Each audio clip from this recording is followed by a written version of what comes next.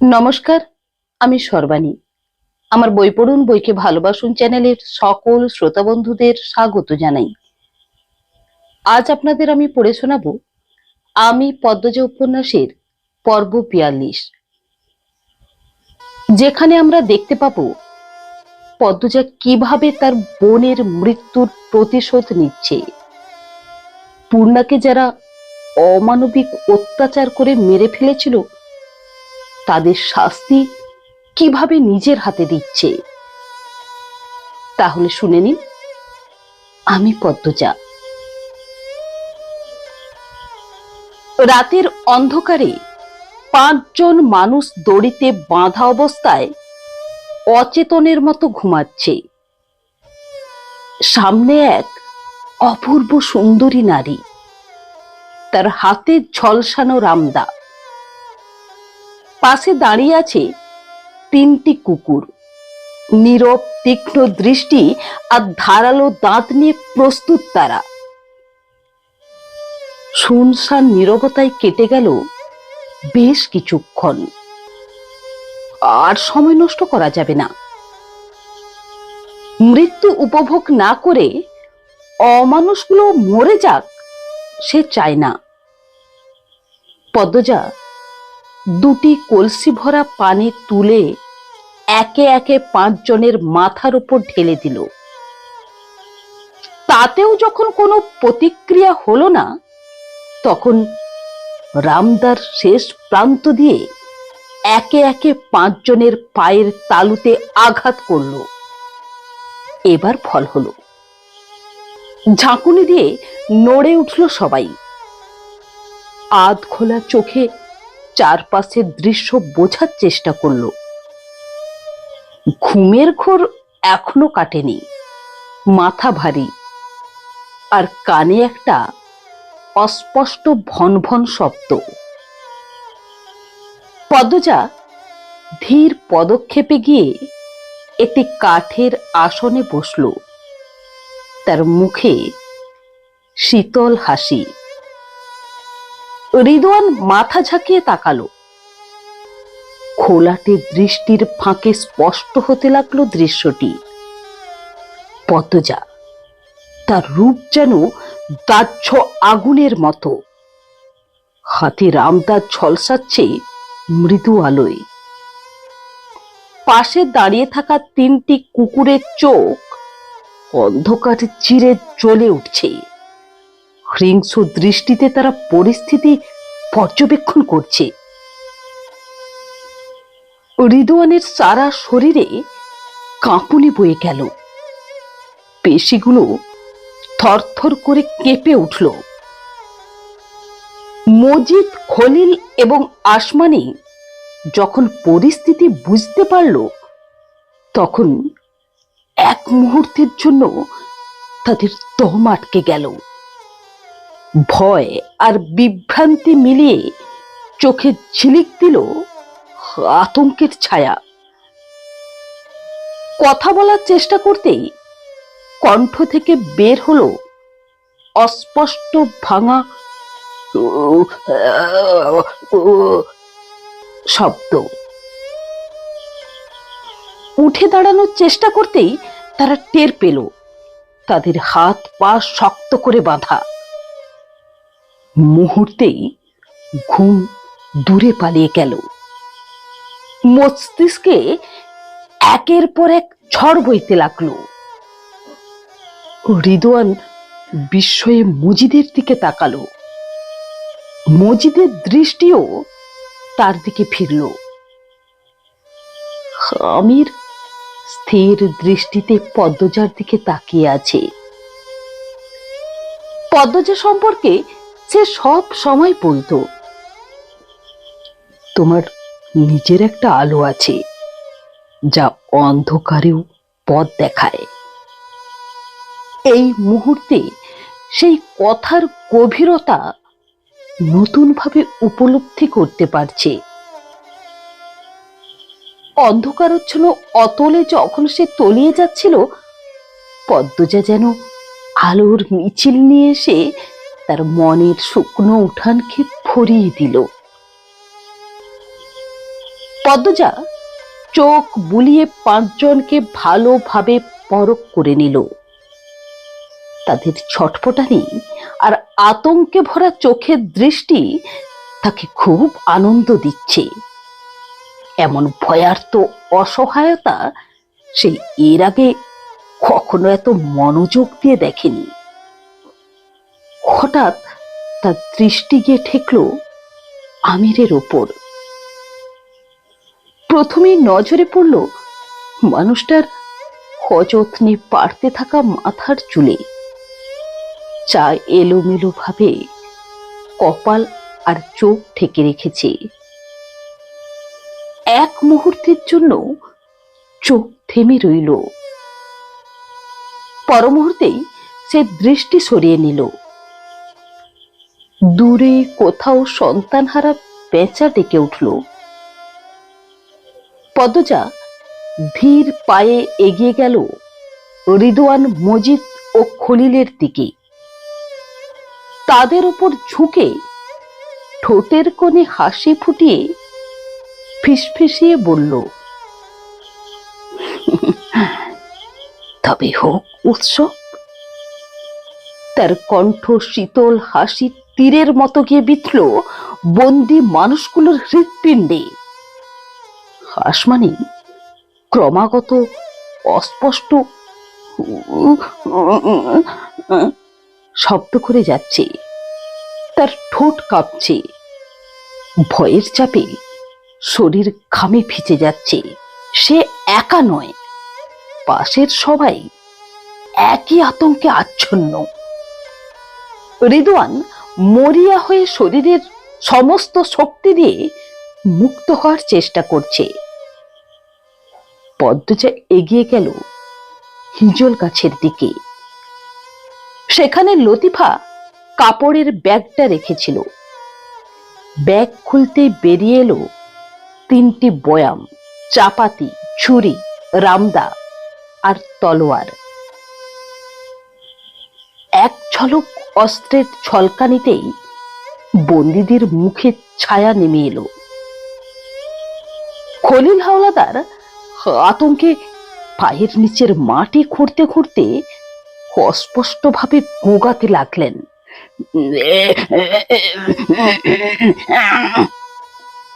পদ্মজা সূক্ষ্ম দৃষ্টিতে বন্দীদের পর্যবেক্ষণ করল। এক হাত দিয়ে ছুরি তুলে ধীর পায়ে এগিয়ে এলো তাদের দিকে। ছুরির তীক্ষ্ণ ধার দেখে গাছের সঙ্গে বাঁধা কুকুরগুলো পালানোর চেষ্টা করলো, কিন্তু সুপারি গাছের শক্ত বাঁধনে আটকে থাকায় তারা মুক্ত হতে পারল না। তাদের গলা থেকে বেরিয়ে এলো ভীত ঘেউ ঘেউ ধ্বনি। পদ্মজা খলিলের ওপর ঝুঁকে তার চুল শক্ত করে মুঠোয় নিল। গলায় ঘৃণার বিষ মিশিয়ে ফিসফিস করে বলল, যে হাত দিয়ে এতদিন খুন করেছিস, আজ আমি সেই হাত কেটে ফেলবো। খলিলের চোখ বিস্ময়ে ভয়ে মার্বেলের মতো বড় হয়ে গেল। পদ্মজার মনে ভেসে উঠল আঁচড় কাটা পূর্ণার মায়াময় মুখ, সেই মুখ যা আজ আর নেই। ক্রোধে আক্রোশে ফুঁসে ওঠা পদ্মজা খলিলের চুল ধরে রেইনট্রির গায়ে ছুঁড়ে মারল। বারবার আঘাতের ফলে খলিলের মাথা ফুলে টিলার মতো উঁচু হয়ে গেল। যে চোখে এতদিন হিংসতা আর নিষ্ঠুরতা ছিল, সেই চোখে এখন আতঙ্ক আর অসহায়তা। পদ্মজা ছুরি দিয়ে খলিলের হাত পায়ের চামড়া কঠিন নির্দয়তায় ছিলে নিল। এরপর বয়াম খুলে মরিচের গুঁড়ো বের করে মাখিয়ে দিল ক্ষতস্থানে। খলিল যন্ত্রণায় চিৎকার করে উঠল, কিন্তু গলা দিয়ে কোনো স্পষ্ট শব্দ শব্দ বেরোলো না, শুধু অস্ফুট ধ্বনি ছাড়া। তার চোখ দিয়ে জল গড়িয়ে পড়ছে, কণ্ঠ রুদ্ধ হয়ে গেছে, যন্ত্রণায় তার সারা দেহ কাঁপছে, হাত পা যেন আগুনে দগ্ধ হচ্ছে। খলিলকে ছেড়ে পদ্মজা এবার সরু চোখে রিদওয়ানের দিকে তাকালো। দূরে কোথাও থেকে পেঁচার করুণ ডাক ভেসে আসছে। পদ্মজার দৃষ্টি পড়তেই রিদওয়ান চট করে চোখ ফিরিয়ে নিল। খলিলের পরিণতি দেখার পর থেকে ভীতির জন্ম নিয়েছে তার মনে। শরীরের সব শক্তি জড়ো করে চেষ্টা করছে মুক্তি পাবার, কিন্তু দেহটা এক চুল নড়াতে পারছে না। পদ্মজার ঠোঁটের কোণে বিদ্রুপের হাসি খেলে গেল। মধ্যরাতের ঠান্ডা বাতাস চারপাশে আরো শীতল আতঙ্কের চাদর বিছিয়ে দিয়েছে।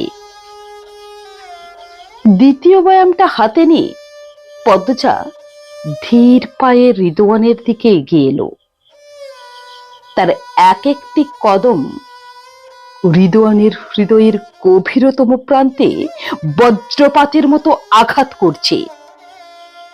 পদ্মজা রিদওয়ানের ঠিক পাশে গিয়ে বসলো। তার ভয়াল মুখটা রিদওয়ানের মুখের কাছে নিয়ে এসে চাঁদের আলোয় দাঁত বের করে হাসলো।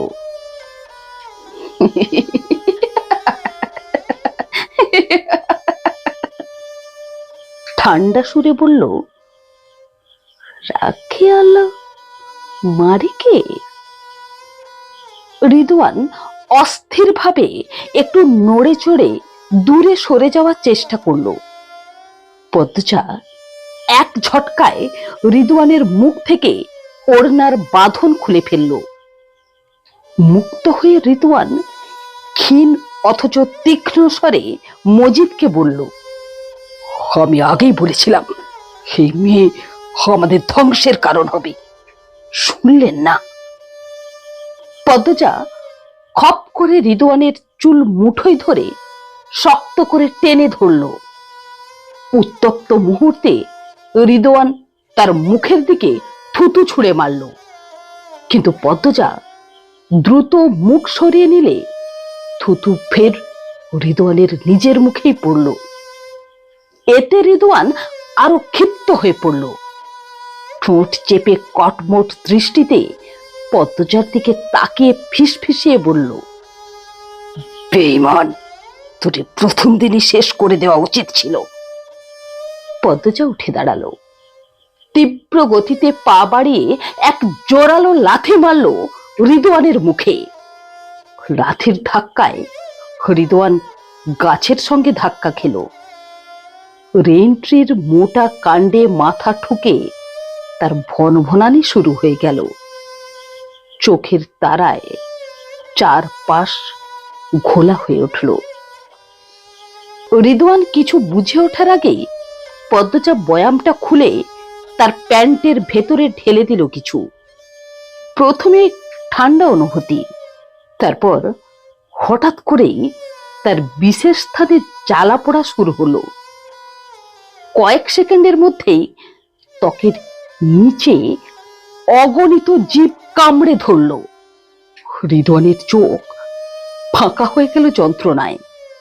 মুহূর্তে তার মুখ নীলচে হয়ে উঠল, ঠোঁট কাঁপতে শুরু করলো। আতঙ্কিত চোখে সে পদ্মজার দিকে তাকিয়ে ফোপাতে ফোপাতে বলল, কি করলি তুই? কাঁদছি, কি ঢাললি প্যান্টের ভেতরে? পদ্মজা কোনো উত্তর দিল না, শুধু ঠোঁটের কোণে বিদ্রুপের হাসি ঝুলিয়ে রিদওয়ানের তড়পানি দেখল। তার চিৎকার চারপাশে ছড়িয়ে পড়ল। হাত পা ছুঁড়ে রিদওয়ান মুক্তি পাওয়ার চেষ্টা করতে লাগলো, কিন্তু ব্যথার তীব্রতায় সে ক্রমেই অসহায় হয়ে পড়ল।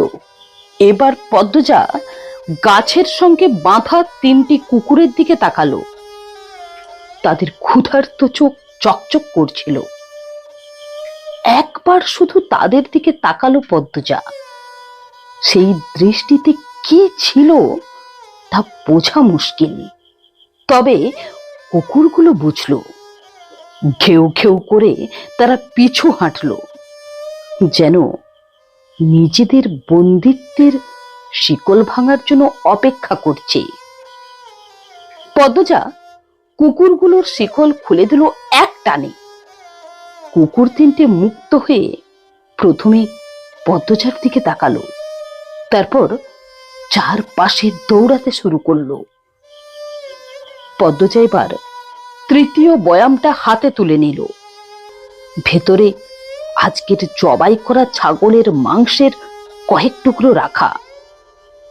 হাড় সহ মাংসের টুকরো বের করে সে প্রথমে কুকুরগুলোর সামনে ধরে নাড়িয়ে দেখালো। কুকুরগুলোর চোখ জ্বলজ্বল করে উঠল।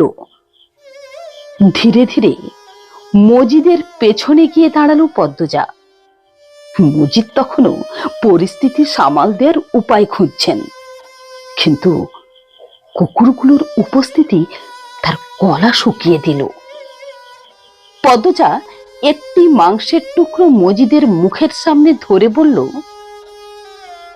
আজ সব হিসাব চুকিয়ে দেব। মাংসের গন্ধে ক্ষুধার্ত কুকুরগুলো ক্ষিপ্ত হয়ে উঠল। তারা ঘেউ ঘেউ করতে করতে মজিদের দিকে ঝাঁপিয়ে পড়তেই পদ্মজা মাংসের টুকরোটা মজিদের উরুর ওপর ছেড়ে দিল। কুকুরগুলোকে তেড়ে আসতে দেখে মজিদের নিঃশ্বাস প্রায় বন্ধ হয়ে এলো। মুহূর্তের মধ্যেই তিনি এমন ভাবে ছটপট করতে লাগলেন যে চোখের পলকে তার হাত, পা আর মুখের চামড়া কুকুরের ধারালো দাঁতের আঘাতে ছিঁড়ে বেরিয়ে এলো গা শিউরে ওঠা রক্ত। ব্যথায় কাতর হয়ে মজিদের চিৎকার ভেসে আসছিল চারদিক থেকে। এক টুকরো মাংস নিয়ে 3টি কুকুরের মধ্যে তীব্র কাড়াকাড়ি শুরু হলো। এক পর্যায়ে তাদের বিষাক্ত দাঁতের কামড় গিয়ে পড়ল মজিদের গোপনাঙ্গে। মজিদ যন্ত্রণায় ছটপট করতে করতে নিজের সর্বশক্তি দিয়ে পদ্মজার দিকে তাকালেন। তার ফোলা ফোলা চোখের আকুতি তিনি প্রাণ ভিক্ষা চাইছেন। পদ্মজার মুখে কোনো অনুশোচনা বা মায়ার ছায়া ছিল না। সে দাঁড়িয়ে রইল বরফের মতো শান্ত। এটাই ন্যায় বিচার। অন্যদিকে রিদওয়ান পালানোর জন্য ছটফট করছে। তার মুখ দিয়ে বের হচ্ছে অবিরত গালিগালাজ, কিন্তু সেসব হুমকি বেশিক্ষণ স্থায়ী হলো না। পিঁপড়ার অসংখ্য কামড়ে তার শরীর বিষিয়ে উঠল। পায়ের পাতার নিচ থেকে মাথার ত্বক পর্যন্ত যেন আগুনের মতো জ্বলে যাচ্ছে। বাঁচার আর কোনো পথ না দেখে এক পর্যায়ে রিদওয়ান অনুনয় বিনয় শুরু করলো, পদ্মজা, আমাকে বাঁচতে দাও। তুমি মা, তুমি দেবী, তোমার পায়ে পড়ি, আমাকে ছেড়ে দাও। ওয়াদা করছি জীবনে আর কোনো অন্যায় করব না। পদ্মজা কোনো উত্তর দিল না। সে নির্বিকার। রিদওয়ান ও কুকুরদের ক্রমাগত চিৎকারে মাথার ওপর এক ঝাঁক পাখি ডানা ঝাপটিয়ে আকাশে উড়ে গেল। অদ্ভুতভাবে কিছুক্ষণ পরেই তারা আবার ফিরে এলো। তাদের ডানার ঝাপটায় গাছের কচি ডালপালা আর পাতাগুলো বারবার নড়ে উঠছে। পদ্মজা বয়াম হাতে নিয়ে খলিলের পেছনে গিয়ে দাঁড়ালো। দূরে আগের টুকরোটা মুখে নিয়ে একটা কুকুর দৌড়ে পালিয়ে গেছে। তার পেছনে ছুটছে বাকি 2 কুকুর। পদ্মজা এবার আরেক টুকরো মাংস খলিলের মুখের সামনে তুলে ধরল। কুকুরগুলো দৃষ্টি আকর্ষণ করলো।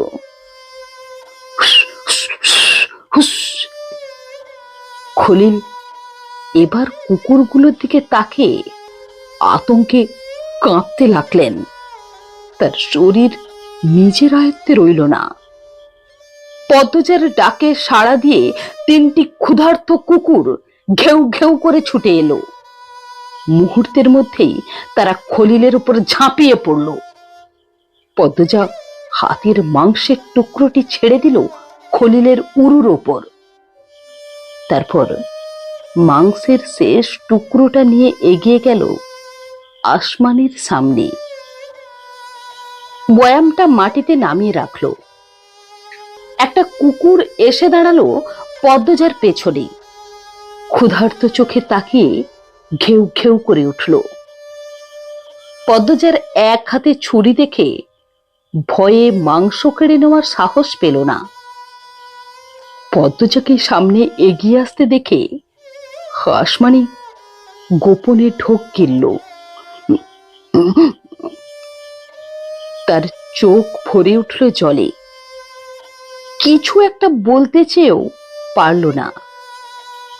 পদ্মজা আসমানির মুখের বাঁধন খুলে দিল। ফোঁপাতে ফোঁপাতে আসমানি অনুরোধ করল, আল্লাহর দোয়াই লাগে ভাবি, আমারে মাফ করেন, আমি সারা জীবন আপনার গোলাম হইয়া থাকাম। পদ্মজা আসমানির সামনে হাঁটু গেড়ে বসল। গাল আলতো করে ছুঁয়ে দিয়ে আদুরে স্বরে বলল, খুব সুন্দর দেখতে। পদ্মজার ঠান্ডা স্পর্শ আসমানির শরীরের গভীরতম কোণ পর্যন্ত পৌঁছে গেল। ভয়ে তার শরীর কেঁপে উঠল। অসহায় দৃষ্টিতে পদ্মজার দিকে তাকালো। পদ্মজা এক পলক হাসল। তারপর তার চুলের মুঠি শক্ত করে ধরে তীক্ষ্ণ স্বরে বলল, আমি পুরুষ না যে তোর এই রূপের ফাঁদে পা দেব। আমার বোনের মৃত্যু কষ্ট তোকেও ভোগ করতে হবে। কথা শেষ করেই সে হাতের মাংসের টুকরোটি মজিদের ওপর ছুঁড়ে মারল।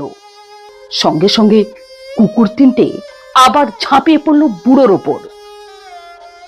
এবার আসমানির পায়ের দড়ি খুলে সেই দড়ি দিয়েই তার গলা পেঁচিয়ে ধরল। চোখ উল্টে গেল আসমানির। পদ্মজার চোখে মুখে কোনো প্রতিক্রিয়া নেই। সে শান্ত, স্বাভাবিক। আসমানি যখন নিস্তেজ হওয়ার পথে, তখন দড়ি ছেড়ে দিল পদ্মজা। কাস্তে কাস্তে আসমানির সামনে ঝুঁকে পড়ল।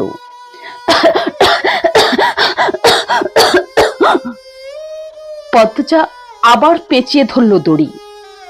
2 পা দাপিয়ে দম নেওয়ার চেষ্টা করলো আসমানি। শাড়ি হাঁটু অব্দি চলে এসেছে। যতক্ষণ না তার নাক মুখ দিয়ে রক্ত বের হয়ে এলো, ততক্ষণ পর্যন্ত শরীরের সবটুকু শক্তি দিয়ে দড়ি টেনে ধরে রাখলো পদ্মজা।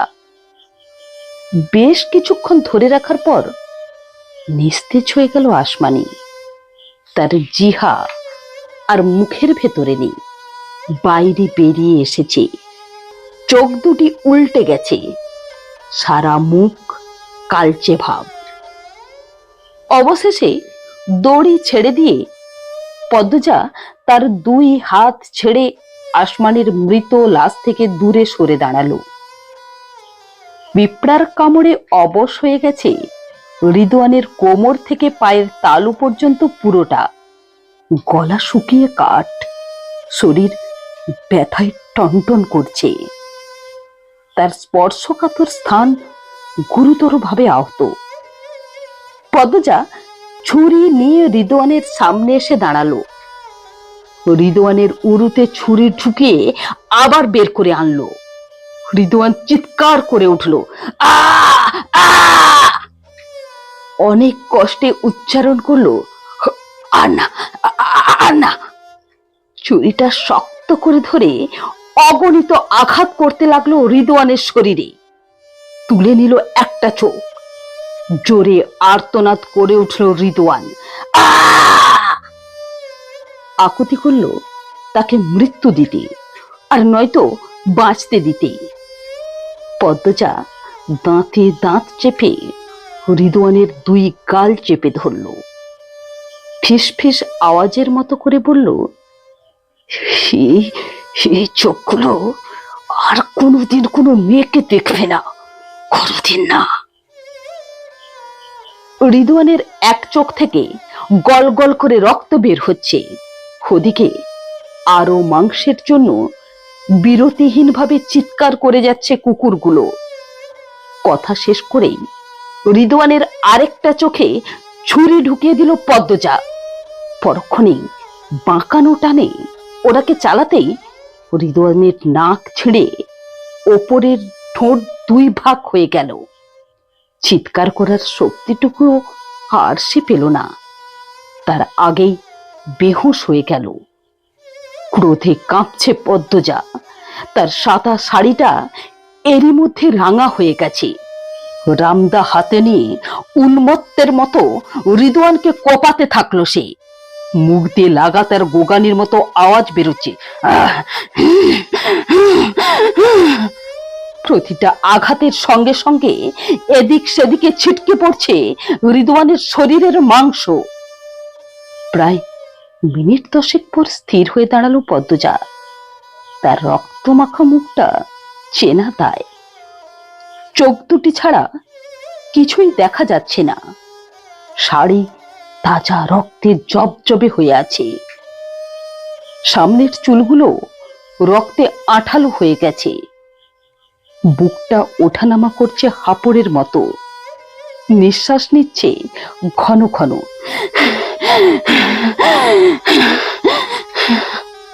তখন উত্তরে বাতাস ধেয়ে এলো। রামদা থেকে রক্ত পড়ছে চুইয়ে চুইয়ে। পদ্মজা রামদা রেখে সত্য কিনা চাপাতি তুলে নিল হাতে। ঘুরে এসে মজিদের সামনে দাঁড়ালো। কুকুরের আঁচড়ে কামড়ে মজিদ নেতিয়ে পড়েছেন।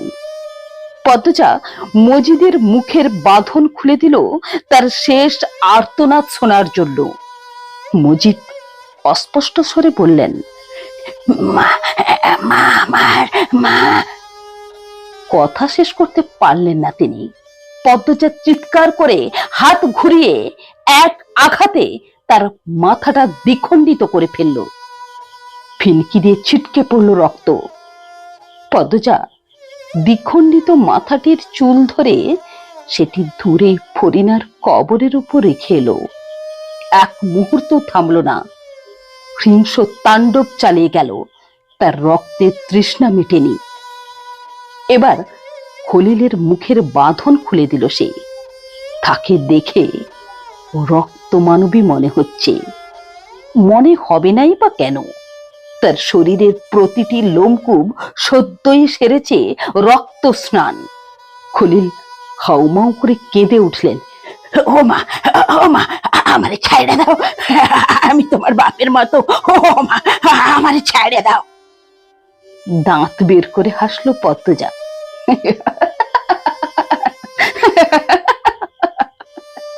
তার দাঁতেও রক্ত লেগে আছে।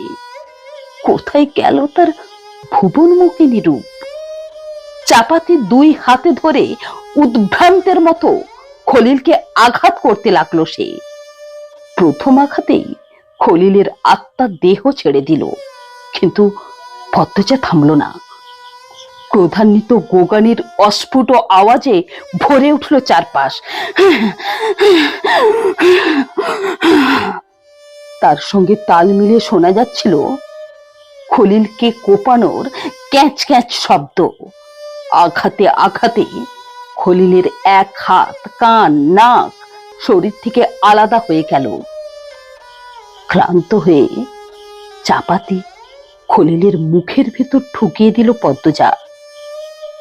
বাঁ হাতে কোমর থেকে আরেকটা ছুরি নিয়ে ঢুকিয়ে দিল খলিলের পেটে।